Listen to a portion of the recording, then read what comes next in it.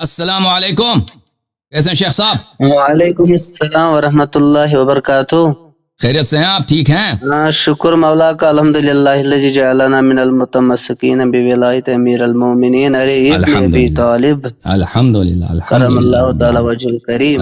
हसन अली यारी साहब, हम तो कश्मीर से हैं। अल्लाह आपको सलामती और इज्जत दे मेरे भाई। कश्मीर हिंद से या कश्मीर पाकिस्तान से? कश्मीर हिंद कश्मीर से।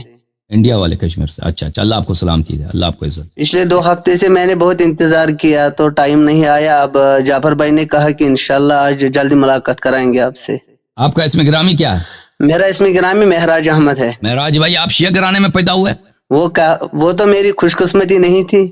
कब से आप शिया बने? मौला का करम है, पिछले 5-6 साल से हो गया। माशाल्लाह माशाल्लाह माशाल्लाह माशाल्लाह। लोगों को पता है आपके शहर में आप शिया हो चुके हैं? सभी को तो पता है। माशाल्लाह माशाल्लाह। घर वालों को भी पता है, घर वालों को भी पता है, सबको पता है। मेरे यहाँ हम 3 कजन हैं। पहले एक बना, फिर उसने हमें कहा कि हिजना सिरातुल मुस्तकीम का जो रास्ता है वो तो यही है, अहले बैत का घराना। माशाल्लाह। फिर उसी का मुताला करके फिर यहाँ तक, फिर मैं असल में मुझे फातिमा ज़हरा सलामुल्लाह अलैहा जो मैंने मसले बागे फदक जब पढ़ा और सुना भी, तो उसी की बिना पर, और मौला अली अलैहिस्सलातु वस्सलाम का जो गदीर खुम का वाक़ा जो मैंने सुना और पढ़ा भी, उन दोनों को पढ़ के और सुन के फिर मैंने डिसाइड किया मैं फिर शिया हो गया। माशाल्लाह माशाल्लाह माशाल्लाह। अल्लाह आपको सलामती दे। आपसे ये बहुत खुशकिस्मती है मेरी कि आपसे मुलाकात हो रही है। और मेरे 2-3 सवाल थे जो बहुत अहम थे, इसलिए मैंने कॉल की। ज्यादा टाइम नहीं लूंगा। जी सर, बोलें बोलें। अल्लाह आपको इज्जत दे, बोलें। अल्लाह आपको इज्जत। बस पहले मेरी ये ख्वाहिश है कि मेरे अब्बाजान के लिए दुआ करना। अल्लाह ताला आपके वालिद साहब जिंदा हैं, वो दुनिया से जा चुके हैं? हाँ, जिंदा है लेकिन बीमार है, बहुत बीमार है। अल्लाह ताला शिफाए आजिल इनायत फरमाए। अल्लाह ताला उनको आफियत दीन दुनिया अता करे इंशाअल्लाह। आमीन। लगभग 20-25 साल से वो एक ही जगह पर है। आंखों की रोशनी भी नहीं है और कानों की बसारत भी नहीं। अल्लाह ताला उनके मुश्किलात को आसान करे। मोहम्मद मेरे सामने ही वो अभी सो गए। मेरे सामने उसी के पास सोते हैं, क्योंकि उसको बाहर बाथरूम ले जाना पड़ता है। माशाल्लाह माशाल्लाह। अल्लाह ने बड़ी सादत दिया कि आप वालिद साहब की खिदमत करते हैं, ये बड़ी सादत है जनाब। तो मेरा सवाल था ये आगा जान कि जब किसी के घर में मैयत होती है या कोई बंदा गुजर जाता है, औरत हो या मर्द हो, मर जाता है, इस दुनिया से इंतकाल करता है, तो हम सुन्नियत के रव से जब हम देखते हैं तो हम 3 दिन उसके घर में खाना देते थे, 3 दिन। अब मेरा ये सवाल है कि मसलक जाफरिया, मसलक शिया में कितने दिन और कितने टाइम का खाना जरूरी है? अगर कोई मरता है ना तो 3 दिन के लिए, रिवायात में मुझे याद पड़ता है 3 दिन के लिए, पड़ोसियों के लिए, रिश्तेदारों के लिए मुस्तहब है कि उसको खाना न पकाने। वो आज़ादार आदमी है जिसके घर कोई मैयत हुआ है, उसको खाना न पकाने दें, तो वो और उसके घर खाना ले जाएं और खुद वो जाके खाना ना खाएं। उनके दस्तरखान का खाना नहीं खाना चाहिए जो मुसीबत ज़दा आदमी है, बल्कि उसको खाना खिलाना चाहिए। 3 दिन बराबर। जी जी। और दूसरा मेरा सवाल ये था, जो तीसरा खलीफा था सुन्नी मसले के मुताबिक जो उस्मान था, रसूलुल्लाह सल्लल्लाहु अलैहि वसल्लम ने खुद मरवान को निकाल दिया था शहर से। फिर जब उस्मान की बारी आ गई, जब वो खिलाफत बैठ गया, तो उसने अपनी बेटी को यानी उसको दामाद बना दिया।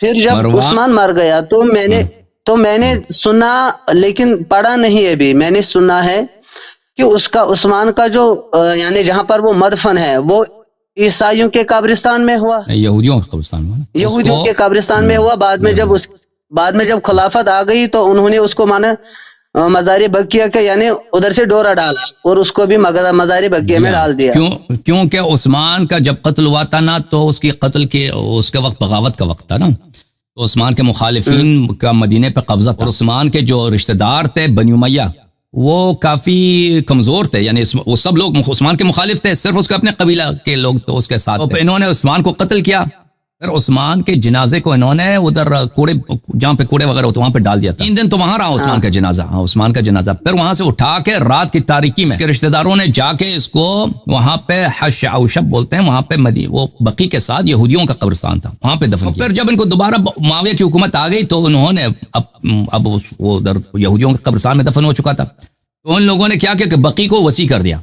यहूदियों के कब्रिस्तान को बकी से मुल्हक कर दिया, ताकि उसका कब्रिस्तान, उसका कब्र जो है बकी में आ जाए। बकी इस तरह वो दोनों कब्रिस्तानों को मिला दिया इन लोगों ने, हालांकि वो दूर था वो। اور میرا تیسرا سوال تھا یہ آغا جان، فاطمہ الزہرا سلام اللہ علیہ جو دوسرے خلیفے نے دھمکی دی تھی کہ ہم اس کے گھر کو جلا دیں گے، حالانکہ شیعہ کتب میں تو یہ بہت جگہ موجود ہے کہ دھمکی دی گئی اور یہ واقعہ بھی ہوا۔ اب میں آپ سے یہی گزارش کر رہا ہوں کہ سنی کتابوں میں کیا یہ درج ہے یا خالی دھمکی دی گئی ہے؟ تو آپ میرا ایک سیریز ہے نا اسی یوٹیوب چینل پہ میں نے 4-5 تقریریں کی ہیں بہت تفصیل کے ساتھ، تازہ کی ہیں 1-2 مہینے پہلے، تو آپ اس کو دیکھ لیں، آپ ادھر دیکھیں کہ فاطمہ الزہرا سلام اللہ علیہا، عمر بن خطاب ان کا حملہ وغیرہ جو بھی، اس کو آپ دیکھ لیں، وہ نظر آ جائے گا اس میں۔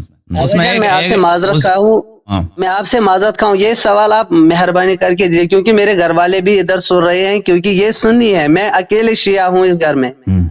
عرض کیا نا ان کے کتب میں موجود ہے، ان کے کتب میں موجود ہے کہ یہ صحیح اسانید کے ساتھ کہ عمر بن خطاب نے دھمکی دی ہے، پھر لکڑی لے کے آیا ہے، آگ لے کے آیا ہے، یہ بھی صحیح اسانید میں، پھر ان کے کتب میں موجود ہے صحیح سند کے ساتھ کہ ابو بکر کہتے تھے کہ مرتے وقت میں 3 ایسی باتیں ہیں جن پہ میں بچتا آ رہا ہوں، ایک وہ ہے میں نے حضرت زہرا سلام اللہ علیہا کے گھر کو کیوں بے پردہ کیا، ٹھیک ہے نا، ہاں تو یہ آپ ان سب کو ملائیں نا، ایک جگہ پہ لکھا ہے کہ اس نے دھمکی دیا، دوسری جگہ پہ لکھا ہے کہ وہ لکڑ لے کے آیا تھا، اسی جگہ پہ لکھا ہے کہ وہ آگ لے کے آیا، یہ سب صحیح اسانید کے ساتھ، اور اگلی جگہ پہ لکھا ہے کہ ابو بکر نے خود کہا میں کاش میں مرتے وقت وہ عبد الرحمن ابن عوف سے کہہ رہا تھا کہ کاش میں نے یہ نہ کیا ہوتا، میں نے حضرت زہرا سلام اللہ علیہا کے گھر کو بے پردہ نہ کیا ہوتا۔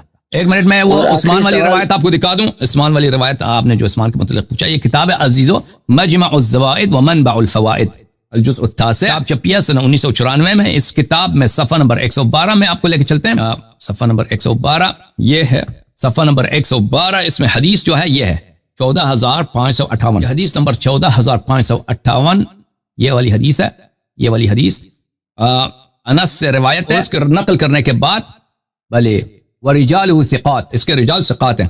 اچھا اس میں یہ ہے کہ میں نے حش اوشب بولا، غلط بولا، حش کوکب وہاں پہ دفن ہوا عثمان کا، قتل عثمان فاقام مطروحا على کناسۃ بنی فلان ثلاثہ، اس کے رجال سب ثقات ہیں، صحیح حدیث ہے کہ عثمان کو قتل کیا گیا، یہ 3 دن تک فلان محلے ہوتے تھے نا مدینے میں، فلانا والوں کے کوڑوں کے ڈیر پہ 3 دن تک اس کا جنازہ پڑا رہا، اس کا لاشا وہاں پر پڑا رہا تھا۔ وَأَتَاهُ 12 رَجُلٌ مِّنْهُمْ جَدِّي مالك بن ابي عامر وحيتب بن عبد العزى وحكيم بن حزام وعبد الله بن الزبير وعائشة بنت عثمان معهم مصباح في حق فحملوه على باب۔ تو 3 دن کے بعد یہ رات کی تاریکی میں، یہ جن لوگوں کا اس نے نام لیا ہے، یہ کچھ لوگ اس کے جو سپورٹر تھے عثمان کے، ان کے یہ کوئی چراغ لے کے آئے تھے ان لوگوں نے، اس کو اٹھا کے لے کے گئے تھے، اس کو لے کے گئے تھے وہاں سے کہاں پہ دفن کیے، فاتوا بھی حش کوکب وہاں پہ لے کے گئے، وہاں پہ دفن کیا اس کو، حش کوکب میں، باقی مسلمانوں کے قبرستان میں دفن نہیں کیا، وہاں پہ دفن کیا۔ اچھا اور مزید کتابوں میں بھی اس موجود ہے، طبقات ابن سعد وغیرہ میں۔ اور میرا ایک اور سوال تھا اگر جان کہ جب امام حسن مجتبی علیہ السلام جنازہ نکلا، کل مجھے ایک سے بحث ہوئی تھی تو اس کو میں نے کہا کہ نہیں، جب اس کا جنازہ نکلا گھر سے تو دوبارہ وہ گھر واپس آ گیا، لیکن اس جنازے پہ تیر بسائی مسلمانوں نے، پھر اس نے میرے ساتھ جہالت کی، میں نے جب اس کو کہا کہ عائشہ نے پہلا تیر مارا، تو یہ جو ان پہ تیر لگا نا، یہ تو وہ مخالفین شیعہ کتاب میں ہے کہ عائشہ نے حکم دیا تھا، یہ مخالفین کی کتاب میں مروان نے حکم دیا تھا، مروان جو مدینہ کا گورنر تھا جانب سے، کیا نام ہے، جو عثمان کا داماد تھا، جو عثمان کا داماد تھا، معاویہ کے زمانے میں وہ مدینہ کا گورنر بنا تھا دوبارہ، تو یہ کہتے ہیں کہ اس نے کہا تھا، مخالفین کہتے ہیں، لیکن بہرحال ہمارے ہاں یہ ہے کہ عائشہ بھی اس میں تھی۔ بالکل۔ اور آخری سوال میں ہے آغا جان کہ جو ہم نماز پڑھتے ہیں اہل تشیع، جب ہم نماز پڑھتے ہیں تو واجب تو ضروری ہے، واجب نماز تو ضروری ہے، جو نفل نماز ہوتی ہے مثلا صبح کے 4 رکعت ہوتے ہیں، 2 واجب اور 2 نفل جو ہوتے ہیں، باقی جو 5 ٹائم کی نماز ہوتے ہیں، اس میں یہ ضروری ہے نفل پڑھنا، یا اگر واجب ہی پڑھیں گے تو ٹھیک ہے؟ تو واجب پڑھیں تو ٹھیک ہے، اگر مثلا بعض نمازیں ہیں ان کا تاکید زیادہ ہے، مثلا نماز مغرب کے بعد جو 4 رکعت نمازیں ہیں وہ اس کی تاکید ہے کہ اس کو نہیں چھوڑنا چاہیے کسی حال میں، ظہر و عصر کی اتنی تاکید نہیں ہے، لیکن نوافل کی ہے کہ انسان اگر پڑھے تو بہتر ہے، نہ پڑھے تو گناہ نہیں ہے۔ اور مغرب کی یہ ہے کہ مغرب کی جو نافلہ ہے اس کو پڑھنا چاہیے، اس کو نہیں چھوڑنا چاہیے کبھی کسی حالت میں۔ بس یہی میرے سوال تھے، بس ہمارے لیے بس دعا کرنا۔ تھینک یو سر، تھینک، اللہ آپ کو جزائے خیر دے، مہراج بھائی، اللہ آپ کو عزت دے۔